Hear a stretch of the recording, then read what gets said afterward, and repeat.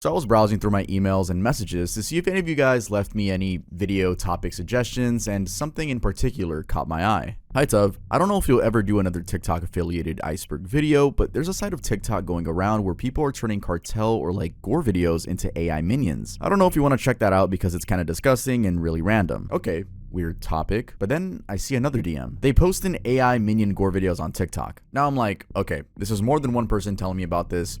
I gotta go check this out. So in today's video, we're gonna be going over this new trend, the dangers of AI in social media, and TikTok's apparent ban that's supposed to be happening on January 19th.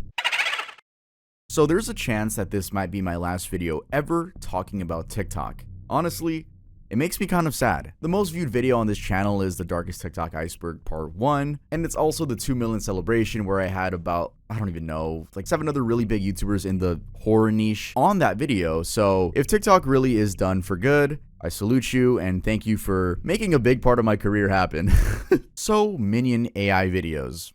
What are we even talking about? So simply looking up Minion AI on the TikTok search tab will bring up a lot of results. Actually, I looked it up just recently and the results were already different than what I looked up earlier today. Just goes to show how fast this trend is taking over. So what is this trend? It's basically people finding gore videos or self-delete videos and downloading them and using an app where they put like a minion filter. They could put any filter, but the minion thing is the trend right now. And then just uploading it on TikTok to be funny, I guess. And I'm sure you're wondering what some of these videos look like, so I'm gonna try my best to show you guys and cut it when the self-delete part of the video pops up. But keep in mind, this is the real audio of these clips, so you're probably gonna see 1 or 2 from me, because I really don't want to platform this, but I need to show you guys what is being shown on TikTok.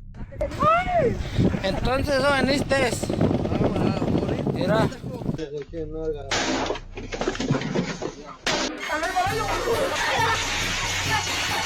Vai tomar 2 e bota ali. They even made one of Ronnie McNutt, which is just so completely tasteless. And yes, the whole trend is tasteless. It's just weird knowing that a man's life is now used as just a shock video rather than, you know, just letting him rest. The comments can even be more annoying than the actual little trend itself, because it's just a bunch of people, I would assume teenagers slash kids, commenting like, I've seen the real video. DM me for the real video. I've seen the real video and yeah, this is a lot. I don't even know. It's just a bunch of like almost like showing off like, yeah, I watched it, which is, you know, this is what you're gonna get on the internet. And of course, this is gonna make a person that hasn't seen that video feel like they're missing out. Yes, psychology, FOMO exists, and the chances of them looking up gore is now extremely higher than if they never saw that video in the first place. I'm sure this trend has already spread to other apps, but where it's most notable right now is TikTok. And honestly, my fear with being able to put a filter on any video is showing children stuff like this, or even sexual stuff. I can already imagine a trend where they instead put like Roblox or Minecraft characters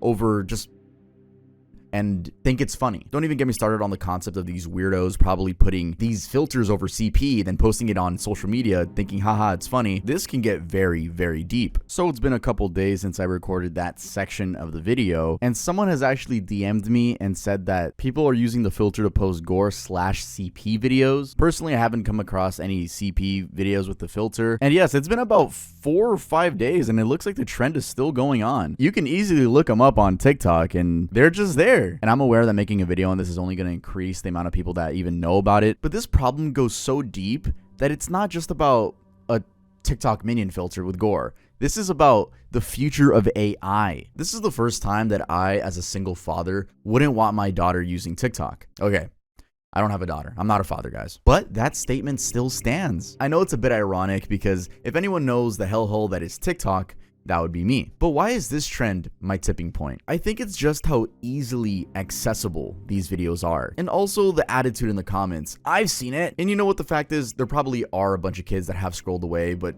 are just a little bit traumatized from seeing gore on their For You page. And why is this my tipping point if we talked about real gore on TikTok? The thing with the real gore on TikTok is that it wasn't really searchable. It was just, you would see it and you would be like, whoa, why is this not taken down? But now this is a trend. I think that's the pushing point for me, the trend part. We're getting into a really, really weird future with AI. And yes, as much as it can be fun to generate random images of Mr. Beast or generate videos of IShowSpeed doing some nonsense, this is already affecting every single one of us. I'm sure at least 80% of you guys have gotten a text from your parents being like, whoa, this is crazy, and they send you an AI video. It's getting to the point where I can't even recognize some AI videos, and I get scared because, like, I'm supposed to be this, like, YouTuber, tech guy, dark web stuff, and I can't even tell if something is AI anymore. Damn. Am I gonna get replaced with an AI bot that's gonna know what is AI and what isn't? Hey guys, this is me, Bertie. Just want to let you guys know that I will no longer be in my own videos, but rather will have my AI self-present information. And as for the scripts, well, ChatGPT will be writing them. The future is awesome, isn't it?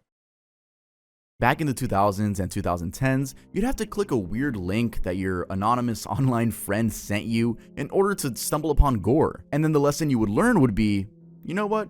Maybe I shouldn't click random links on the internet. But nowadays, Minion Gore on TikTok? What's the life lesson for kids that stumble upon it there? Oh, I guess I should get used to this internet culture because that's just the internet. You know, the culture where I don't know what I'm gonna see one swipe away. Maybe this is what the internet is all about. And speaking about the use of TikTok, let's get into the TikTok ban.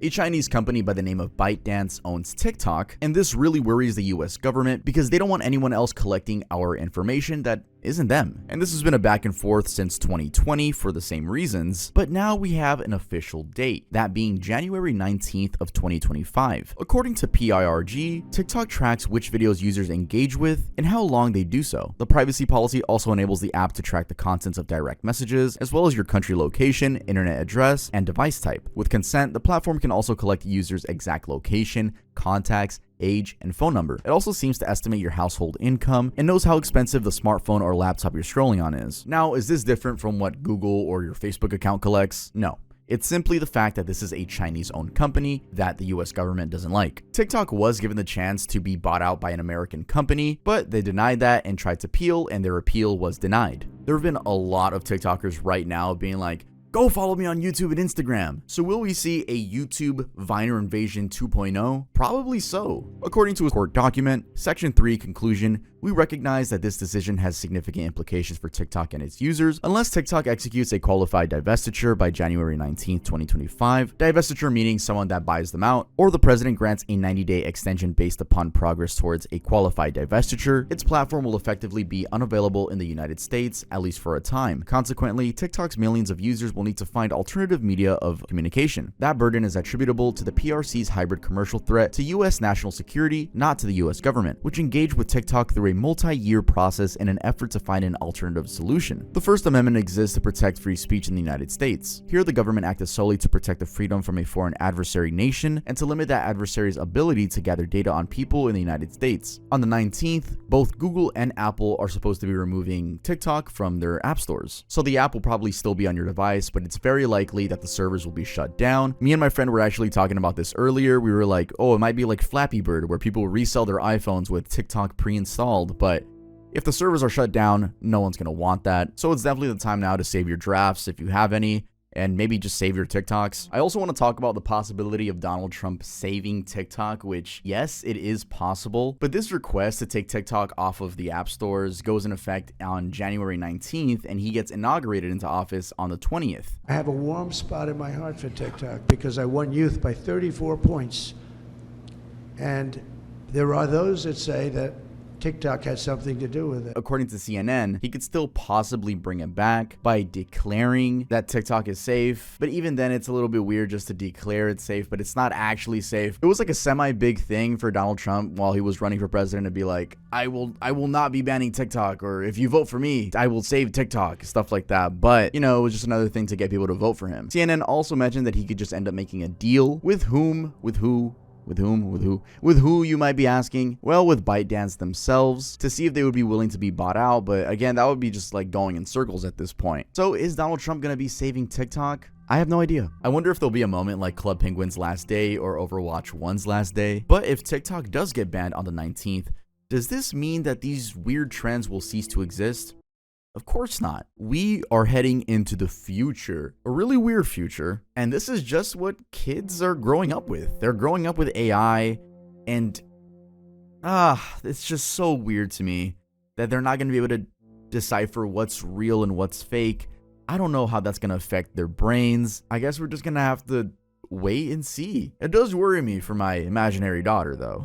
I've seen people complain about getting car crashes on their IG Reels algorithm, so I'm sure some of the TikTok weirdos are just gonna migrate over to IG Reels. The TikTok ban is just coincidental to all this new AI technology taking over. And like I was saying in the beginning, if TikTok does get banned, I know a lot of you guys don't like the app at all, but honestly, as someone who is chronically online, I do spend some time on there. I think the term is doom scroll. I do doom scroll on TikTok and IG Reels, probably equally, but I'm gonna miss it. Not the bad parts of it, obviously, but I am gonna miss TikTok. Even if I didn't use TikTok, TikTok did a lot for the channel. If you guys want to watch all my TikTok videos, there is a single playlist where you can watch all the TikTok videos I've made in order. I guess we're gonna have to move on to Chinese TikTok. I do want to make a video on Chinese TikTok, and I do need someone that speaks Mandarin. So actually, if you are interested in helping me out in a future video, make sure to email me at toughbusiness@gmail.com, only if you speak Mandarin. TikTok brought out the worst in people, but it also gave me a lot to talk about, a lot to learn about,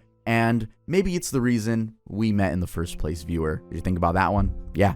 Next time you hate on TikTok, think about the fact that maybe it's why we met.